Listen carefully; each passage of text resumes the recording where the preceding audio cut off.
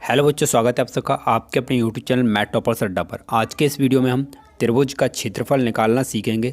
वो भी कब? जब हमें तीन बिंदुओं के निर्देशांक पता हों। ठीक है, निर्देशांकों से त्रिभुज का क्षेत्रफल निकालना सीखने वाले हैं। हम यहाँ पे कुल 2 क्वेश्चन सॉल्व करेंगे, जैसा कि आप देख रहे हैं। इन दोनों में क्वेश्चन, जो फर्स्ट वाला क्वेश्चन है बिल्कुल बेसिक क्वेश्चन है, और सेकंड वो क्वेश्चन है जो अच्छे लेवल का क्वेश्चन है। ठीक है, ये सेकंड वाला क्वेश्चन बोर्ड एग्जाम में 4 नंबर का आया था। ठीक, तो देखो, इनका क्षेत्रफल निकालने के लिए तुम्हें एक फार्मूले की ज़रूरत पड़ने वाली है। तो सबसे पहले हम इसके फार्मूले को देखते हैं।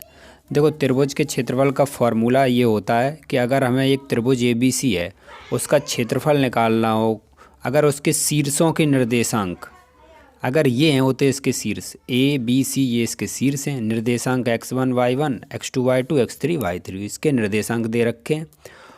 तो अगर तुम्हें इनका क्षेत्रफल निकालना हो तो इसके लिए फार्मूला बनता है ये। ठीक है, फार्मूला क्या है? 1/2 ब्रैकेट में x1 bracket y2 minus y3 bracket close plus x2 y3 minus y2। ठीक है, इसी प्रकार x3 है तो y1 माइनस y2। ये फार्मूला है, आप याद कर सकते हैं। अगर इसकी शॉर्ट ट्रिक फार्मूले की मैं बताऊं तो देखो, ये है। आपको केवल इतना लिख देना है यहाँ पे 23 यानी 23, 31, 12। अगर तुम इस नंबर को याद रख सकते हो तो फार्मूला तुम्हें याद रहेगा। 23 मतलब ये देखो y2 माइनस y3, 31 मतलब y3 minus y1, 12 y1 minus y2। और इसमें x1, x2 और x3 तो लगाने ही है साथ में। ठीक है, इनका तो क्रम है, x1 के बाद x2 आया, फिर x3 लाया। ये तुम्हें याद करना है। यहाँ पे क्या x1 के साथ में क्या आएगा? 23, 31, 12। 23 मतलब y2 y3, y3 y1, y1 y2। ठीक है, ये नंबर याद रखना, 23, 31, 12। फार्मूला आसान हो जाएगा। अब चलते हैं, चलिए क्वेश्चन पर। तो देखो, फर्स्ट क्वेश्चन है, हमारे पास दिए गए बिंदु 3,4, 2,-1 और 4,-6 ये हमें बिंदु दे रखे हैं और हमें त्रिभुज का क्षेत्रफल निकालना है। आप तो चाहे तो चित्र बना सकते हैं, अगर ना बनाए तब भी कोई बात नहीं है। सबसे पहले बात, हम इसके बिंदु में x1 x2 y2 y3 ढूंढ लें। सबसे पहले उन्हें लिख लो। तो फर्स्ट वाले को हम x1 y1 मान लेते हैं। तो देखो, ये x1 हो गया। ठीक है, x1 और ये y1 किससे हम लेते हैं? यहाँ से। ये हो गया 3,4।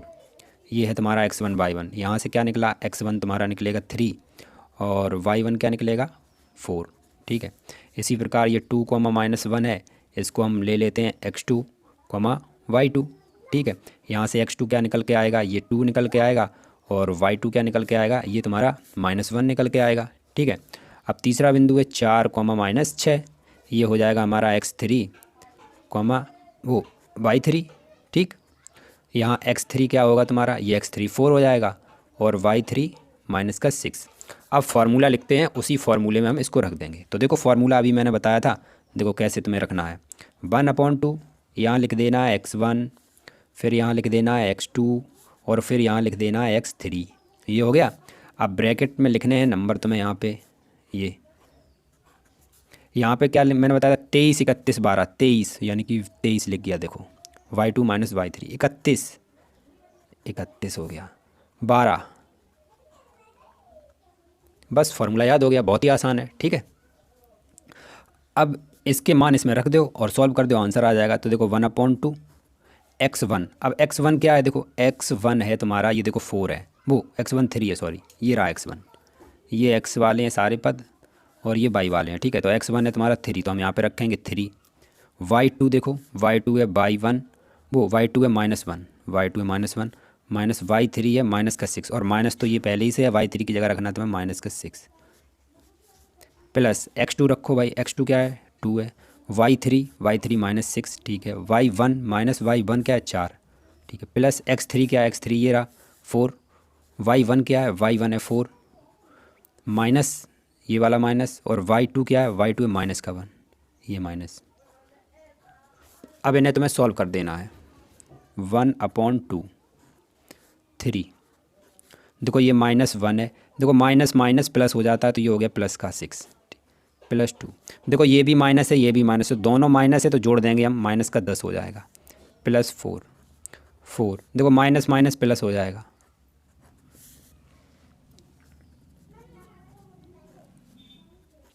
देखो ये 6 प्लस का ये माइनस का 1 है, तो क्या इतना आ जाएगा, घटा देंगे तो 5 आ जाएगा, प्लस 10 दूनी 20 हो जाएगा माइनस का, ठीक है, प्लस ये कितना हो जाएगा, 4 और 1 5, 1/2, 3 5 15, इन दोनों का गुणा होगा, प्लस माइनस माइनस 20, 4 5 20, प्लस का 20। देखो ये माइनस का 20 है, ये प्लस का 20 है, कैंसिल, तो यहाँ पे तुम्हारे पास बचा केवल 15 और ये 1/2, मतलब इस प्रकार बचा 1/2, तो ये हो जाएगा 15/2, 2 से भाग देंगे 15 में तो ये आएगा 7.5। यही तुम्हारा आंसर है, ठीक है। ये आ गया त्रिभुज का क्षेत्रफल। अब देखो ये त्रिभुज का क्षेत्रफल है, लेकिन इसके साथ तुम्हें लिख के आना है, क्या लिख के आना है, वर्ग इकाई, क्योंकि देखो क्षेत्रफल का आंसर स्क्वायर में होता है वर्ग इकाई। अब यहाँ पे कोई मात्रक नहीं दे रखा है, इसलिए हम केवल इतना लिखेंगे वर्ग इकाई, ये ज़रूर लिख के आना। अगर कभी कभी ये होता है कि अगर तुम इसका मात्रक नहीं लिख के आओगे तो 1 नंबर काट लिया जाता है, तो ये वर्ग इकाई तुम्हें ज़रूर लिखना है, यही तुम्हारा आंसर है। अब देख लेते हैं अपना सेकंड, और काफ़ी अच्छे लेवल का क्वेश्चन है, इसे तुम ध्यान से देखो। तो देखो सेकंड क्वेश्चन है, इसमें हमें ये बिंदु दे रखे हैं और इसका हमें क्षेत्रफल निकालना है। तो सबसे पहले वही कि x1 y1 x2 y2। अगर हम x1 की बात करें तो देखो ये सबसे पहला नंबर होता है, ये x1 होता है, x1 ये हो गया a। अब हम x2 की बात करें तो क्या होगा, x1 हो गया, x2 ये होगा b, x3 c होगा। ये हम लाइन से लिख ले रहे हैं जिससे आपको अच्छे समझ में आ जाए। x1 x2 x3 लिख लिए। अब y1 लिखो, y1 ये रहा b प्लस सी, y2 ये रहा c प्लस ए, y3 ये रहा a प्लस बी, ठीक है। तो हमने इनके मान निकाल लिए। अब हम फार्मूला लिख देते हैं। चलिए फार्मूला लिखते हैं, 1/2, सबसे पहले लिख लेना x1, फिर यहाँ लिख लेना x2 और फिर यहाँ लिख लेना x3, ठीक है। अब देखो ब्रैकेट में क्या होगा, 23 31 12, यानी y लिखना माइनस y लिखना, उसके साथ लगा देना 23, ठीक। यहाँ लिखना y लिखना और माइनस y लिखना, उसके साथ लगा देना 31। यहाँ y लिखना, यहाँ y लिखना और यहाँ लगा देना 12, 1 और 2, बस बन गया फार्मूला ये तुम्हारा, ठीक है। अब इन सभी के मान तुम्हें इस फार्मूले में रख देने, रखो भाई 1/2। अब तुम देखो भाई x1 क्या है, x1 ये रहा a है, ठीक। y2 क्या है तुम्हारा, y2 c प्लस a, तो हम c प्लस a रखेंगे, ठीक है। अब देखो ये माइनस लगा है, माइनस लगा देना। y3 को रखना है, y3 क्या है, a प्लस b है, तो तुम यहाँ पे ब्रैकेट लगा दो, a प्लस b। हम माइनस का भी अंदर गुणा कर सकते हैं, लेकिन हम अगली लाइन में करेंगे, यहाँ पे मैं केवल मान रख रहा हूँ। इतना हो गया। उसके बाद तुम्हें लिखना है x2 क्या है, b है अपना, देखो ये b है तो यहाँ b रखेंगे।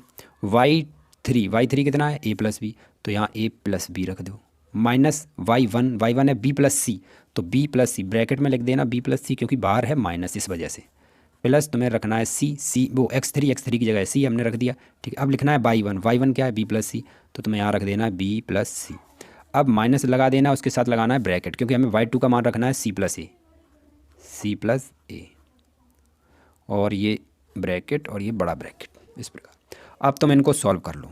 देखो 1/2, ठीक है, ये तुम्हारा a हो गया, पहले ये हो गया c प्लस ए, इस माइनस का अंदर गुणा करेंगे तो दोनों नंबर माइनस के हो जाएंगे, माइनस a और माइनस का b, ठीक, प्लस ये b है। अब ये a प्लस b लिखा हमने, और इस माइनस का अंदर गुणा करेंगे तो माइनस b माइनस c, ठीक है, प्लस ये c है, इसका अंदर गुणा कर दो, b प्लस सी, अंदर गुणा करेंगे तो माइनस सी और माइनस ए, ठीक। देखो a से a कैंसिल, b से b कैंसिल और c से c कैंसिल, ठीक है। प्लस में हर ब्रैकेट से ये कट रहे थे तो हमने काट दिए। 1/2, तुम्हारे पास क्या बचा, a, यहाँ बचा c माइनस b, ठीक है, प्लस ये बचा b, यहाँ से a माइनस सी बचा, ये a minus C plus c, यहाँ बचा b माइनस a, 1/2, a का अंदर मल्टीप्लाई करेंगे, मतलब गुणा करेंगे a का c में तो ac, और ये देखो माइनस का a का b में करेंगे ab, b का a में करेंगे ab, माइनस b का c में करेंगे माइनस का bc, प्लस c का b में करेंगे तो bc लिख देना, और c का माइनस a में करेंगे तो माइनस ac। अब यहाँ पे देखो अगर कुछ कैंसिल हो रहा है तो कर दीजिए, ये AC है तो AC कहीं आ रहा है, तो हाँ देखो ये AC ये आ रहा है, माइनस का है, ये प्लस का कैंसिल हो गया।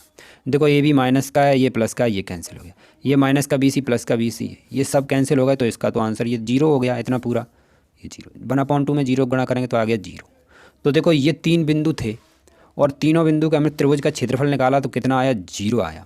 तो जब 0 आता है, त्रिभुज का क्षेत्रफल 0 आता है, तो समझ लेना कि तीनों बिंदु जो दिए गए हैं वो संरेख हैं, मतलब वो त्रिभुज नहीं बना रहे, एक रेखा में है वो, मतलब इस प्रकार बिंदु हैं वो 3 बिंदु ये दे रखे थे तो मैं ये तीनों बिंदु, ये बिंदु इस टाइप में है A B C, इस एक लाइन में है, इन्हें बोलते हैं हम संरेख A B C। अगर 3 बिंदु एक संरेख, मतलब 3 बिंदु एक ही लाइन में होंगे तो संरेख होंगे। अगर तुम उनका क्षेत्रफल निकालोगे तो 0 आएगा। तो हम लिख सकते हैं अतः दिए गए बिंदु संरेख हैं, अतः दिए गए बिंदु